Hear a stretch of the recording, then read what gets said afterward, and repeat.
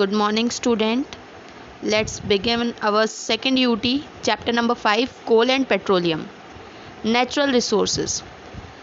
The resources which we obtain from nature are known as natural resources. Example: air, water, sunlight, soil. These are natural resources. Now, depending upon the availability of various kind of natural resources, these resources are broadly classified into two categories: inexhaustible resources and exhaustible resources. Inexhaustible resources, the natural resources which are available to human beings in a unlimited quantity and not likely to be exhausted by various human activities, means the resources which are available for us in unlimited quantity we can use in abundance, and its example are air, water, soil and sunlight. They are not going to be exhausted. Now, exhaustible natural resources which are available to human beings in a limited quantity and they can be exhausted. Now, the next topic is coal. Coal is a hard stone-like substance, generally black in color. Coal is one of the fuel used for cooking food. These days, coal is used for generating electricity in thermal power plants. Occurrence of coal. Coal is found deep inside the surface of the earth, and the major coal mines in India are in West Bengal, Odisha, Jharkhand and Madhya Pradesh. How is coal formed? Coal is formed when huge forest areas got buried under the surface of earth under heat and pressure. Due to very high temperature and pressure, they form coal. Now, what is carbonization? Carbonization is the slow conversion of wood into coal by a biochemical processes. Now, topic here is different types of coal. Different varieties of coal are formed depending on how long and at what temperature and pressure fossils are buried under the surface of earth. The types of coals are peat, lignite, bituminous and anthracite. Peat is the youngest variety of coal and it contains 50 to 60% of carbon. Lignite contains 80% of carbon, while bituminous contains 70 to 80% of carbon, and it is the common variety of coal. Anthracite is the oldest variety of coal and it contains 90 to 95% of carbon. Now, few questions will arise from here only, like name the youngest variety of coal. The answer is peat. The oldest variety of coal is anthracite, and the common variety of coal is bituminous. How is processing of coal done? All varieties of coal contain compounds of carbon which are very useful for industrial application. These compounds can be recovered by destructive distillation of coal. Means the within the coal there are certain compounds of carbon which can be recovered by distillation of coal.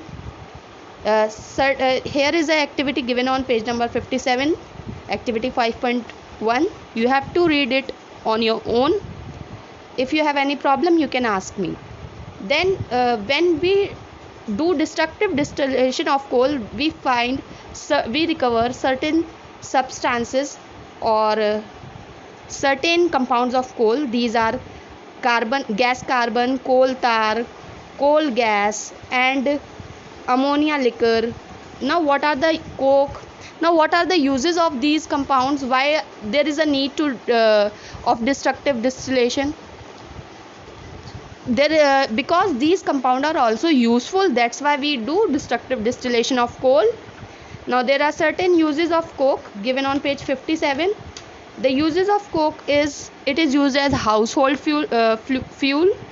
It is used in extraction of metals like iron, copper, tin and zinc.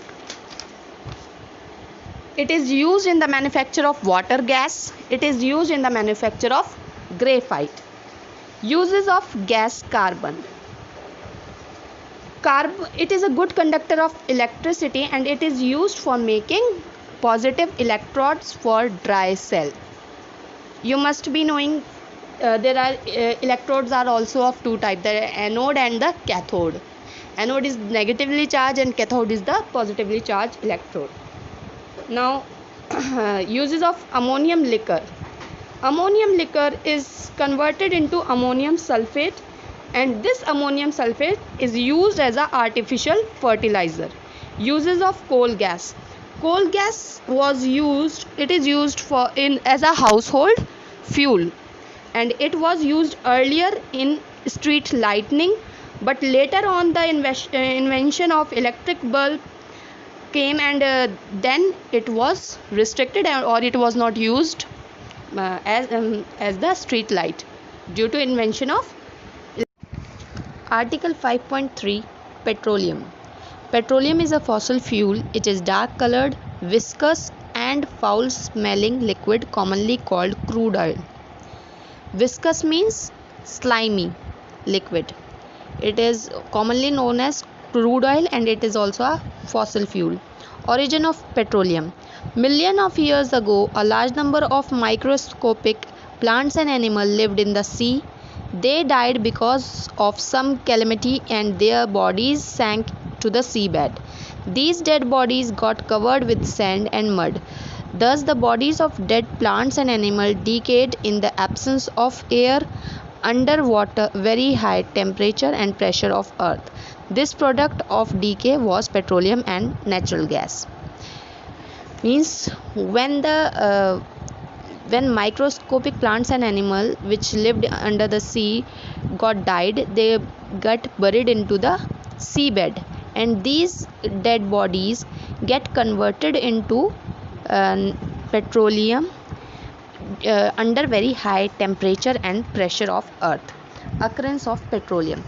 Petroleum occurs at moderate depth of about 500 meter to 2000 meter.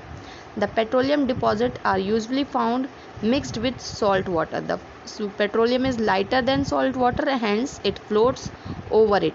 Natural gas is found above petroleum. Drilling of oil wells. The prospective site of petroleum is located and mapped by geographic, geological and seismic method. With the help of giant rings, you can see the rings on page number 59, figure 5.6. Drilling of oil well. Rings, a big hole drilled in the surface in the earth's crust. When the hole reaches the rock cap, the natural gas comes out first with the great pressure. When the pressure of gas subsides, means petroleum start floating out due to the pressure of natural gas. When the pressure further falls, the petroleum is dumped out by electric motor. We can use a drilling machine, or you can see here a giant dig to locate the prospective side of petroleum, and we find the natural gas and petroleum all together. Refining of petroleum. Petroleum may consist of various products. Now how can we separate the crude oil, mainly petroleum, from these petroleum products? The petroleum is refined by subjecting the crude oil to fractional distillation. Crude petroleum is heated to temperature of 400 degrees Celsius or slightly above in the furnace. The vapors of petroleum are fed into the tall fractionating column near the bottom. As the vapor rises up in the column, they lose heat and hence their temperature drops. Due to this difference in temperature, the vapor with higher boiling point condense first, but the vapor with lower boiling point rises up and condense in the different parts of fractionating column. First, the petroleum is heated. Firstly, the petroleum is heated at 400 degrees Celsius and then it is fed to the fractionating column from the bottom. And as the vapor rises up in the column, they lose their heat, hence their temperature get drops. Due to difference in the temperature, the vapor with higher boiling point condense first, and later on the vapor with lower boiling point condense at the last. In the fractional distillation of petroleum, the residue oil liquefies at 400 degrees Celsius, fuel oil at 300 degrees Celsius to 400 degrees Celsius, diesel oil at 250 to 350 degrees Celsius, kerosene oil at 170 to 250 degrees Celsius, and gasoline at 40 to 170 degrees Celsius.